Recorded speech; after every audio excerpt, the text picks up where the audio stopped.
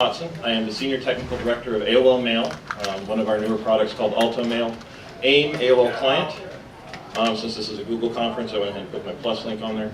An AOL and Google conference. But they say people change when they move to DC. And before DC, I did a lot of other things. And so when I was younger, a wee bit younger, I was a software development manager for Amazon Instant Video. Specifically, I was responsible for the digital supply chain aspects of that. While I was there, I launched Prime Instant Video. That was more or less the first project they brought me on to launch. And then from there, I launched the Xbox app, PS3 app, the Wii app, Kindle Fire, the Kindle Fire HD. And then to do all of that, that is a very computationally process-intensive thing. As I said, you eventually have to move it all into some place where you can get those resources for all these peaks and valleys. Because while there is a lot of television content that comes out every day, there's not enough that you can basically say, I need X number of posts forever. So, what is a digital supply chain? Well, its mezzanine files are equivalent to a master disk. Transcoding is similar to disk stamping. And you've got content protection, which is obviously very, very similar to copy protection. Now, a lot of you are probably worried that an AOLer is up here talking about disk replication. So I'm gonna jump straight off of this slide. But that gets us into transcoding things, which is the main difference in the digital aspect of it. Mezzanine for HD movies can be massive. So to give you a good example, the latest Smurfs movie, in the video quality that was received by Amazon, the mezzanine file was 250 gigs. And that's just the raw single format. I can't put that on any of your devices because Apple hasn't released a device with that much space yet. And so, there's Google. So you have to do a lot of things to get that movie into something useful. That involves transferring it over to a machine that actually has the software you need to do the transcoding. It also has to do with running that software for long periods of time. A really good example is that if you take just a regular 1080p movie, and you transcode it, it can take up to 20 times the length of the movie to spit out the output on the other side. So that means that it takes you nearly a day, a day, to take a single movie and spit it out on the other side. That is slow. That means you have a whole host dedicated, 100% CPU, one day, one movie output. And you need a different output for each one of those different clients, the Xbox, the PS3, the Kindle Fire.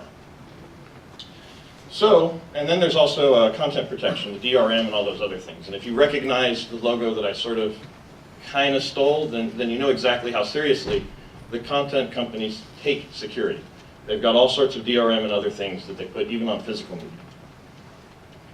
So why do they view security as so important? Well, that's because these mezzanine files at 250 gigs, that's actually what they send over to the company that masters the Blu-ray. It is about high enough quality that you could come up with your own disk and pay them no royalties and do whatever you want. So security is incredibly important.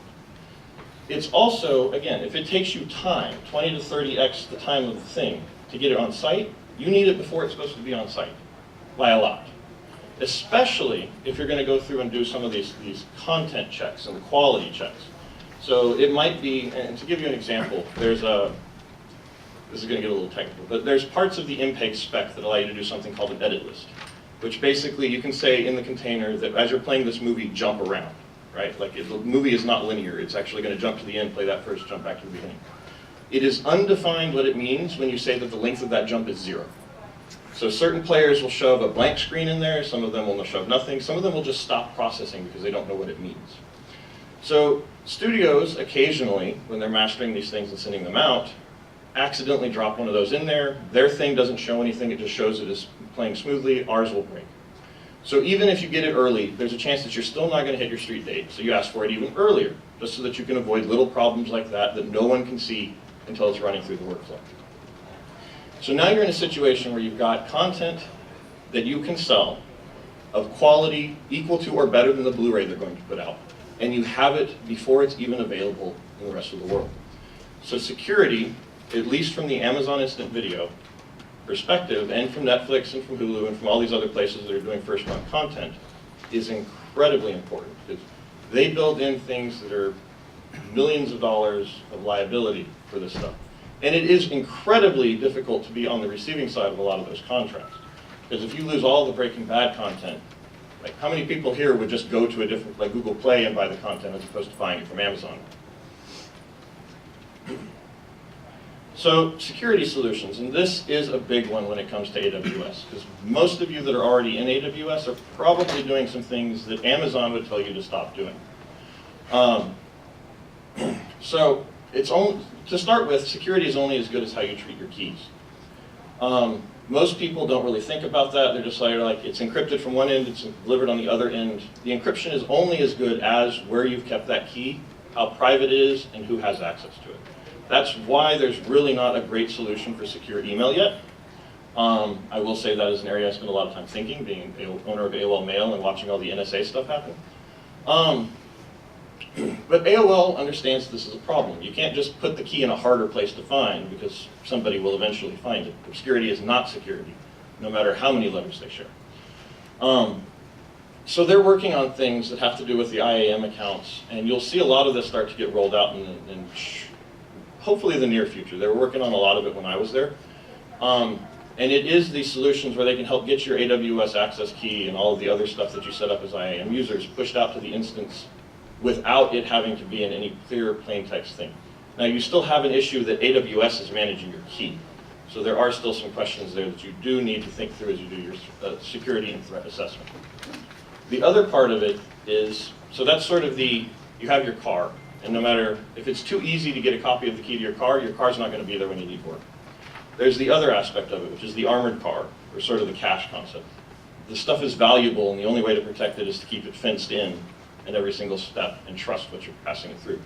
So if you think of the armored car. AWS provides a lot of solutions around this. There's virtual private cloud, there's the firewall settings, there's lots of additional things that they put on top of that to help you out. The security experts in the room are probably reading this last little bottom part and finding at least 2 or 3 holes. That gets to my last part. There is a point where your liability is less than the cost of plugging every single hole. And this is the one that normally gets overlooked when you start dealing with the true white hat security experts who can actually find every little flaw in every plan you ever come up with. You do have to take that into account as you're developing this out. Now, the reason why the Amazon one, and this is not the final one, because I'm pretty sure I'm not allowed to share that one, but the reason why the Amazon one was built the way it was built is because the last final aspect of everything you do is how quickly you can alert and monitor. Especially when it comes to your public EC2 instances, because it could be that your instance died and somebody was miraculously able to get an instance with the same IP address and doing everything else and looks just like your instance, but isn't your instance. So you do have to figure out, okay, if that one piece of my security pipeline was breached, how long do I have before the second piece is breached and now they have the keys to the whole kingdom, right? And so there's different aspects, and that's why in this one, it's if the instance dies and I don't get my health check, we try to take it out of the list of people that are allowed to get a copy of the key. The key's not supposed to be stored locally on the servers, and there's all sorts of other aspects to it. But that is what the core of how you're going to build a security system out in AWS is going to involve. Where are you keeping your keys, and how well have you prevented anyone from getting into your kingdom in the first place?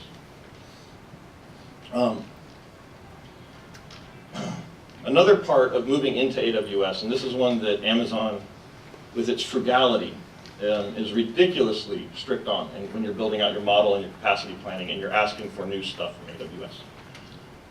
You must benchmark what you're doing, because every instance performs slightly differently. Some of them have neighbors, some of them do not have neighbors. Especially when you get up into the compute clusters. Once you get up into that high, ridiculously expensive, like $2 an hour expensive level of hardware, you are talking about a dedicated, complete instance, cloud compute, your own private NICs, the whole nine. It's one-to-one. On the other end, you've got the smalls and the micros, and those are going to be shared. You may have a very noisy neighbor on some shared piece of infrastructure. They may be putting more work on the backplane. The EBS layer may be working harder. So you do need to benchmark it at various times, various sizes of the instance, and various levels of load for your application, because you're not always going to be running at one level, in theory. That's part of the point of being in the cloud. The other part is that, and I hit on it a little bit more later on, but reserve instances for hard commitments and spot instances for spikes For Amazon, to use them, for instant video, to use them as an example, Fall TV, we reserve. We guarantee that capacity because no matter what, the next day, we want you to be able to buy the TV show, right? That capacity absolutely has to be there because otherwise you're not buying Breaking Bad from us, or from them. The flip side of that is that if we sign a new agreement with CBS, we get to choose the date that the press release goes out and says all CBS content is available on Amazon Instant Video. So we can go to a spot instance model, basically encode it, prepare the press release, and now only pay, I think it's maybe $1.25 for the instances we end up using. Right, so you can save quite a bit of money if you sort of think through the entire model, how you're using the instance types, and what market you're buying them from.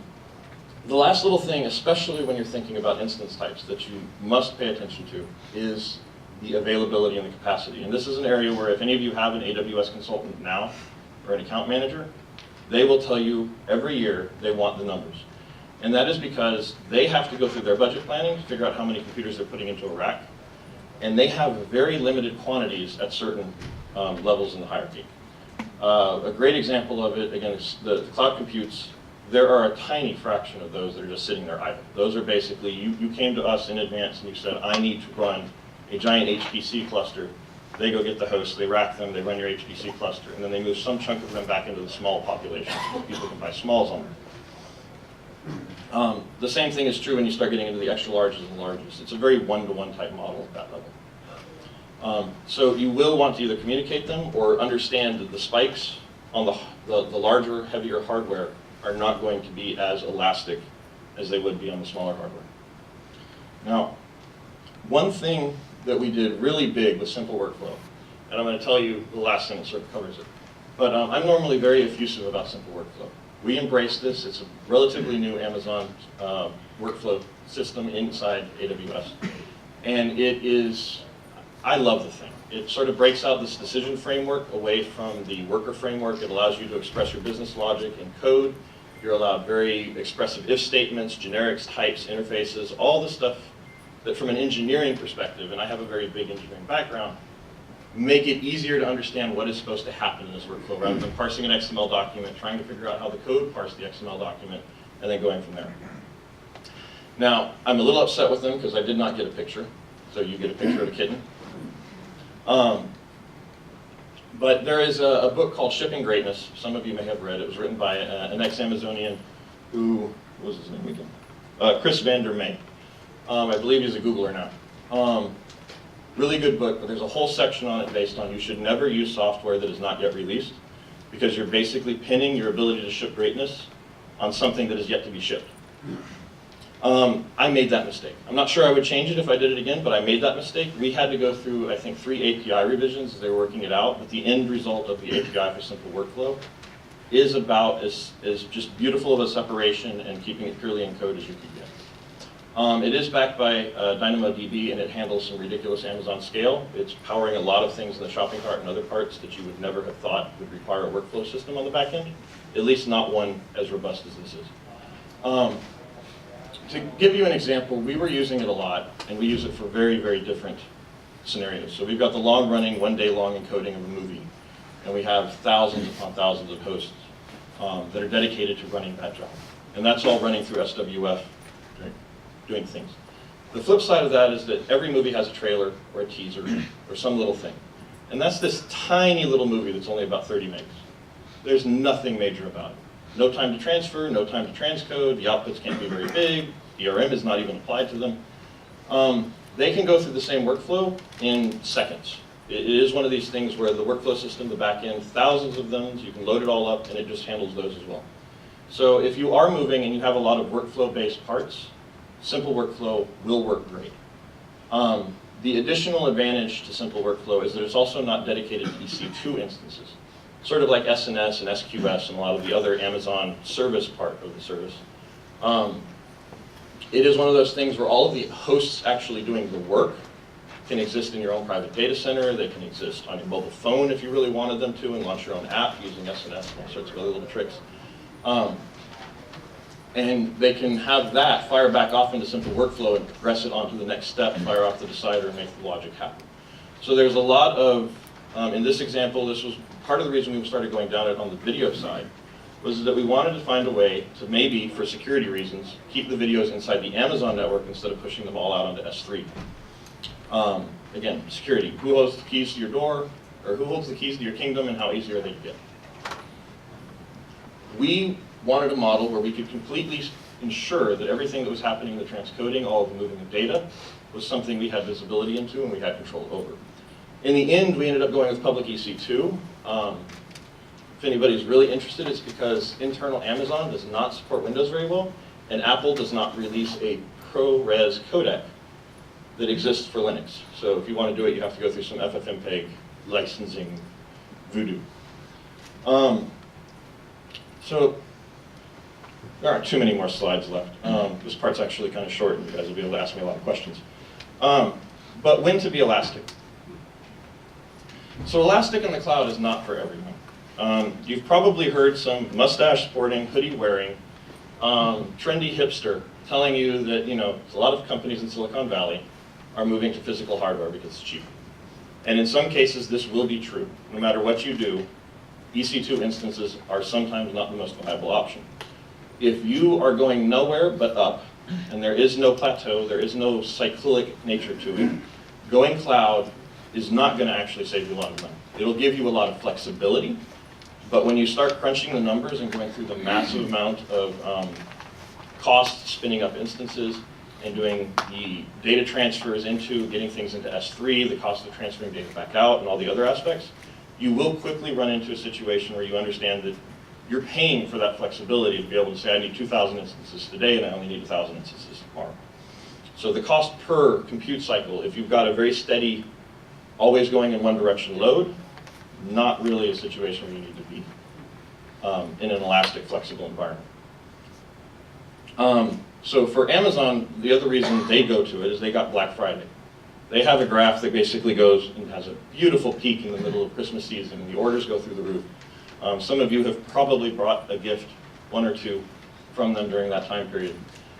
For instant video, it actually ended up being a great fit because, again, we have contracts where we can go spot instance. We don't need the compute cycles. We only need them when we can get them.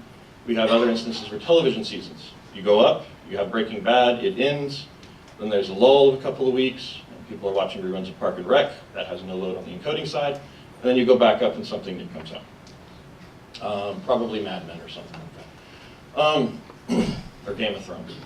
But, so it does make a lot of sense for certain business models, but you do have to make sure that when you go into it, you have a clear understanding of what you're trying to do.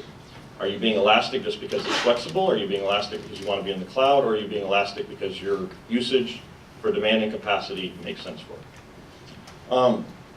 And the last big thing, oh, wait, yeah, there was one other thing. Yes, it is 11 years of content on Amazon Instant Video right now. So if any of you are ever bored for the next 11 years, you can sit down and watch it from beginning to end. Launching instances. So this one is one that we learned a very, very painful way. And some of you that are at larger companies may already have stuff. At AOL, we have something called Orb and HCM. And that deals a lot with, we build a package, we push it out, it goes onto all the hosts. Engineers aren't putting things on NFS mounts and copying it over and unzipping it, install RPMing it, and blah, blah, blah. Systems handle all that. When you move to AWS, it's unlike the App Engine and a couple of the others. It's not automating the getting the code onto the capacity that you provisioned. It's just giving you a host. Now there are ways around that, Beanstalk, CloudFormation, things like that that'll help you out. But by default, an EC2 instance is raw. It's basically getting a plain machine. And if you do not have a good way to get your application onto that machine, it's going to be kind of painful. It's actually nowhere near as simple as I thought it was going to be going into it. And again, AOL has their version. Amazon has a version called Brazil and Apollo. Apollo is basically launching things, hence the graphic. Things will not go right when you launch them, though, because so you're going to run into a situation. Oh, sorry, let me get back on my first point. You either launch it via service, that's the Apollo, the Orb model of things, or you get good at rolling AMIs. Because the only way to get your code into something that you can just say launch more of this is to have an AMI that already includes the code or already includes the code to go get the code. We got good at rolling AMIs, or AMIs, you'll hear it called both. And that was because it provided the most flexibility in terms of what we were trying to do. You make a change, you roll a new AMI. If that doesn't work, the workflow starts rejecting it. We can kill that AMI, build out a new one. We didn't have to build yet another service because we couldn't leverage the Amazon one. And it provided us some flexibility with what we were trying to do in terms of changing instances as well. Because we would occasionally go from small to medium, back down to small, and those use the same AMI. So we didn't have to have a service that had to understand the differences. The other part we learned is that you need health checks built in. Instances, most of the time, will come up cleanly, but that one time it doesn't, especially when it's processing a file, and something is taking a day and you've got a backlog of 1,000 entries, and it goes through the 1,000 entries marking them all as bad immediately because it couldn't download a file or it couldn't process something. That kind of messes up your day. You end up having to go in there and sort of backtrack, undo everything, and then reapply it, fix that host. It is one of those things where if you have a queue and somebody's just randomly marking things bad, life goes south. That is where the health checks come in. They do need to go all the way down to the bottom of your app and make sure that it is functional, not just saying, Roger, Roger, we'll go. The other two are slightly easier. Availability zones, use them. I mean, I don't think anybody at AWS will tell you you shouldn't. And regions are an entirely different conversation. So this one is difficult because Amazon will tell you that you should be everywhere so that the next time EBS has a problem, you can just fail over, right? That's expensive. You have to move stuff over. Your AMIs are not in both regions. You actually have to go through steps to share them unless they fixed that recently. But the harder part is that not every region has every service. And this is the part that bit us. We were trying, between the costs associated with the West Coast data center and the East Coast data center at the time, because there was just California and Virginia. We wanted to be in Virginia. That was basically the only decision in terms of costs. We wanted to be elsewhere. Movie studios are in California. They want to upload files into California because it's faster. They're not interested in going across the country. But the stuff we needed to use between the cloud computes and the yet-to-be-launched simple workflow did not exist in that data center at all, or that region. So we were limited with where we could actually deploy what we needed to deploy. You will need to assess that, figure out the availability. This again gets into sort of that liability risk assessment, and then that's where you're going to need to make your decisions on that. That is most of the speech. I have a couple of simple takeaways with it. Make sure you have a good reason for being elastic. Security requires more thought in the cloud service. You can basically read this. But the key point is the security. Security, because from the Amazon Instant Video perspective, that was the largest hurdle that we ever hit with the whole thing. You're giving a lot of permission, you're losing your network control, you're losing the ability to lock things up in ways that you're comfortable and used to. You're going to deal with auditors that don't understand exactly how AWS works, or how it's securing it, or what it's doing to help you out. So those were the main takeaways from that. And then questions. Open it up. I answered some frequently asked ones up there.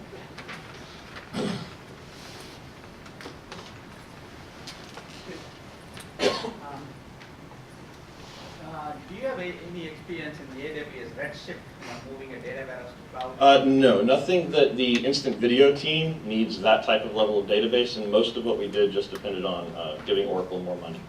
So other than DynamoDB, I've got very, very little experience dealing with Redshift.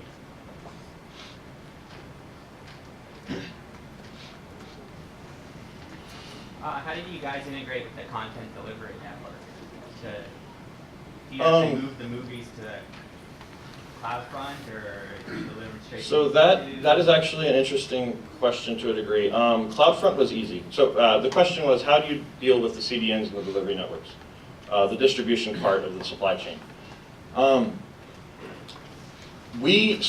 CloudFront was easy. Once they finally turned on CloudFront and they made it work, we basically just pointed them to a bucket in S3 and we're like, that's where we put the files, we stored the URL, we were done. That one was simple. When we got into the Akamai and the Limelight world, we dealt more with pushing the files all the way out to the CDN. It was a customer experience decision.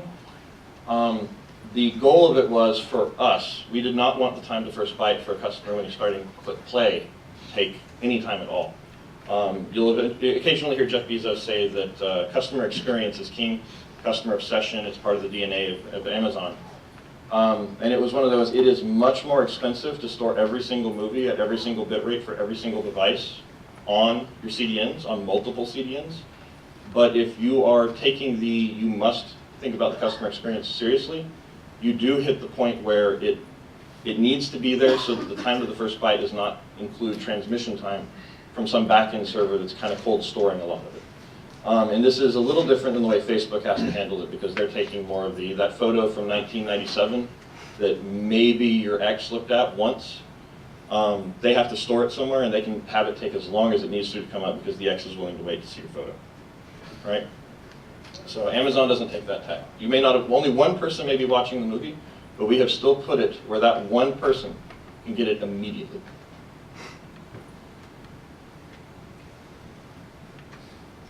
That's it? Wow, okay. You guys are getting good free time. There we go. How will you answer the last question? Two questions. How do you answer the last question over there? And also, how did you figure out the physical host? For question number 3. Question number 3? Okay. So question number, actually I numbered them, if we're going to go that way. There's a slide for the question number, the last one. But for question number 3, so figuring out the hosts, at Amazon, I can tell you it's easy. There's actually a tool where you put them all in groups and you just basically sum up the number from the group. So Amazon deals with thousands of hosts for the transcoding platform alone. The other services are actually rather small and they're not worth sort of summing up, because they'd be 3 digits at most. Question immediately underneath it, the 5 mail for AOL stores every email forever. It's unlimited storage. The only way you lose it is by stop logging in. So there's a massive scale in terms of data and what I'm processing on the AOL mail side. But from the Amazon side, it's actually just simply getting the number from one place. Once we moved to the cloud, we had to go to AWS, and that's why I'm saying you should talk to, if you're going to AWS, you should talk to your consultant or your account manager, because they're going to ask you to give them that number. And so we pre-calculated it. We came up with the rates for the movies, the intake rate we were dealing with, and how we get the necessary capacity to hit all of our SLAs for getting this stuff on site. I think that answered both of your questions. So looks like your experience is not a self-service as they claim, the AWS. Right? It looks like you have to come up with the requirements of what you want to do, some baseline, all that, before you really go and sign up, right? Yes. So the question is it as self-service as they pretend it is? I will honestly say it is not. They are working on that though, because it is. If you look at the number of services they have, and if any of you have logged into the AWS Management Console, there's probably like 30 of them now, 30 or 40 services. And if you start with the EC2 part and you build out an app and you deploy it and you have an instance running and it works, you can normally start figuring out how to use things like Elastic Beanstalk to say that this actually, when this goes, I need these, and this is how they should be built, and this is the AMI they should be configured with. You can use CloudFormation to start saying that the databases needed to come up with them, or of X scale, and you can start doing a lot of things, and it becomes more self-service, but it is, the fundamental unit of it is infrastructure as a service in terms of giving you a host. It's not sort of the App Engine-esque view of it, where it's like, you don't actually have to think about the underlying. You just give me the code, and I'll do all the rest of it. So it is a very different model from the pure self-service, do what you want, and more of a build out the pieces of the infrastructure you need to still be the enterprise level company you are now. Assuming you're an enterprise level. You're wearing a tie, so.